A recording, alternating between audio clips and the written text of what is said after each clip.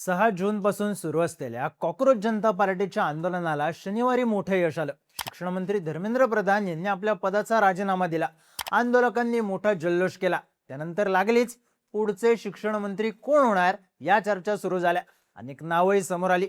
देशातलं वातावरण बघता भाजप लगेचच नव्या शिक्षण मंत्र्यांचं नाव जाहीर न करता प्रभारी म्हणून कोणाकडे तरी कारभार सोपवेल अशीही शक्यता होती आणि झालंही तसंच। शनिवारी रात्री भाजपने धर्मेंद्र प्रधान यांच्या जागी प्रभारी शिक्षण मंत्री म्हणून प्रल्हाद जोशी यांचं नाव जाहीर केलं। प्रल्हाद जोशींच्या नावाची अजिबात चर्चा नव्हती, त्यामुळे सरकारने जोशींनाच का निवडलं याबद्दल चर्चा व्हायला लागल्या। भाजपने एवढा विश्वास दाखवलेले प्रल्हाद जोशी कोण आहेत, भाजपने त्यांनाच का निवडलं, त्यांची राजकीय पार्श्वभूमी काय आणि सगळ्यात महत्त्वाचं म्हणजे त्यांचं शिक्षण किती झालंय, जाणून घेऊयात या व्हिडिओमधून। नमस्कार, मी चिन्मय आणि तुम्ही पाहताय बोलबिडू। 25 जुलैला दुपारी 2:18 धर्मेंद्र प्रधान यांनी एक्सवर आपला 2 पानी राजीनामा शेअर केला। जेनझीच्या आंदोलनाला मोठं यश आलं, पण ज्या खात्या संदर्भात हा एवढा मोठा राडा झाला ते खातं धर्मेंद्र प्रधान यांच्यानंतर कुणाकडे दिलं जाईल हा प्रश्न उपस्थित झाला। काही नावं चर्चेतही आली, ज्यात महाराष्ट्राचे मुख्यमंत्री देवेंद्र फडणवीस, केंद्रीय शिक्षण राज्यमंत्री सुकांता मुजुमदार, माजी कॅबिनेट मंत्री अनुराग ठाकूर, खासदार व्ही.डी. शर्मा, दुसरे केंद्रीय शिक्षण राज्यमंत्री जयंत चौधरी आणि राज्यसभा खासदार राघव चड्डा यांच्या नावाची चर्चा होती। अनुभवी धर्मेंद्र प्रधान यांच्या राजीनाम्यानंतर ही जबाबदारी सांभाळणारं नेतृत्वही अनुभवी लागणार होतं।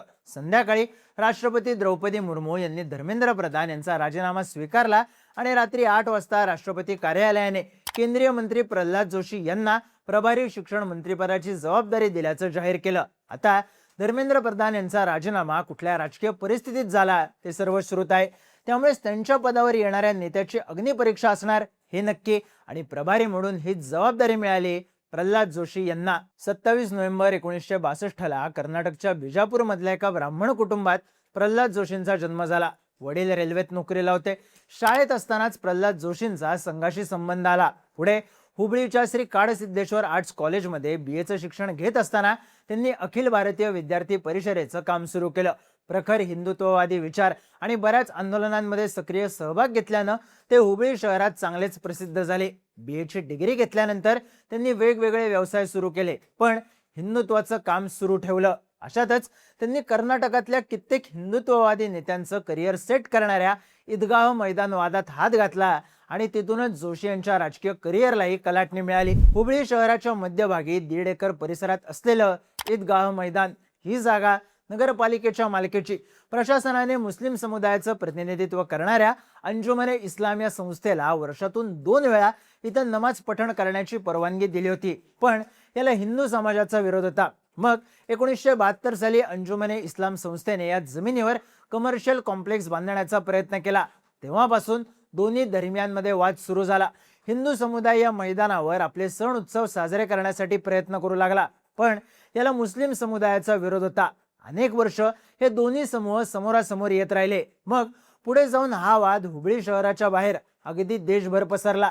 देशभरातले हिंदू नेते इथे येऊन आंदोलन करायला लागले। या ईदगाह मैदानाला मिनी अयोध्या असंही म्हणलं गेलं।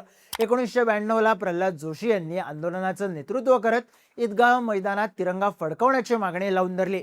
प्रचंड विरोध झाला तरीही 15 ऑगस्ट 1994 ला जोशींनी उमा भारती, बी.एस. येडियुरप्पा, अनंतकुमार, माजी मुख्यमंत्री जगदीश शेट्टार यांच्यासह आर.एस.एस. आणि विश्व हिंदू परिषदेच्या हजारो कार्यकर्त्यांसह ईदगाह मैदानात शिरून तिरंगा फडकवला। यावेळी झालेल्या गोळीबारात काही जणांचा जीवही गेला। या संघर्षानंतरच कर्नाटक भाजपमध्ये प्रल्हाद जोशींच्या नावाभोवती वलय निर्माण झालं। 1998 ते 2004 पर्यंत प्रल्हाद जोशी पक्षाचे धारवाड जिल्ह्याचे अध्यक्ष होते। जिल्ह्यात पक्षवाढीचं काम केल्यानं भाजपने त्यांना 2004च्या लोकसभेला उत्तर धारवाड मतदारसंघातून लोकसभेच्या मैदानात उतरवलं। या निवडणुकीत त्यांनी काँग्रेसच्या बी.एस. पाटील यांचा 83,000 मतांनी पराभव केला। त्यानंतर मतदारसंघ पुनर्रचना झाली, ज्यात धारवाड हा स्वतंत्र मतदारसंघ तयार करण्यात आला। 2009च्या निवडणुकीत जोशींनी काँग्रेसच्या मंजुनाथ कुन्नूर यांचा 1,37,000 मतांच्या फरकाने पराभव केला।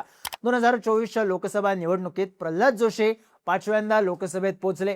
2014 ते 2019 मध्ये त्यांना पेट्रोलियम आणि नैसर्गिक वायू स्थायी समितीचं अध्यक्ष बनवण्यात आलं। त्यांनी संसदेच्या पॅनल ऑफ चेअरपर्सनचं अध्यक्ष पदही भूषवलं। 2019 मध्ये निवडून आल्यानंतर जोशींनी संसदीय कार्य, कोळसा आणि खाण मंत्री म्हणून 2024 पर्यंत काम पाहिलं. 2024 मध्ये त्यांच्यावर ग्राहक संरक्षण, अन्न व नागरी पुरवठा आणि नवीन व नवीकरणीय ऊर्जा मंत्री अशा 2 खात्यांची जबाबदारी सोपवण्यात आली. म्हणजेच प्रल्हाद जोशी हे 2019 पासून केंद्रात मंत्रिपद भूषवत आहेत. या व्यतिरिक्त पक्षाने प्रल्हाद जोशींवर संघटनात्मक जबाबदाऱ्याही दिल्यात. 2013 ते 2016 मध्ये त्यांनी कर्नाटक भाजपचं प्रदेशाध्यक्षपद सांभाळलं. पुढे उत्तराखंड, राजस्थान आणि तेलंगणा विधानसभा निवडणुकीत त्यांनी निवडणूक निरीक्षक म्हणून जबाबदारी पार पडली. प्रल्हाद जोशी भाजपचे दिवंगत नेते अनंत कुमार आणि माजी मुख्यमंत्री जगदीश शेट्टार यांच्या अत्यंत जवळचे, त्यामुळे त्यांना सुरुवातीपासूनच पक्षात मानाचं स्थान मिळत गेलं. पुढे जाऊन त्यांची ओळख नरेंद्र मोदी आणि अमित शहा यांच्या गुडविल मधले नेते अशी तयार झाली. शिवाय ते संघाचे दत्तात्रय होसबळे यांच्याही जवळचे मानले जातात. संघाच्या प्रत्येक कार्यक्रमात जोशींचा सक्रिय सहभाग असतो. त्यामुळेच अडचणीच्या काळात जोशी यांच्यावर जबाबदारी देण्यात संघाच्या पाठिंब्याची भूमिका सगळ्यात जास्त महत्त्वाची असल्याचं बोललं जातंय. आता हे सगळे प्रल्हाद जोशींचे प्लस पॉइंट्स असले तरी काही मायनस पॉइंट सुद्धा आहेत, ज्यामुळे त्यांच्यावर टीका होतीये.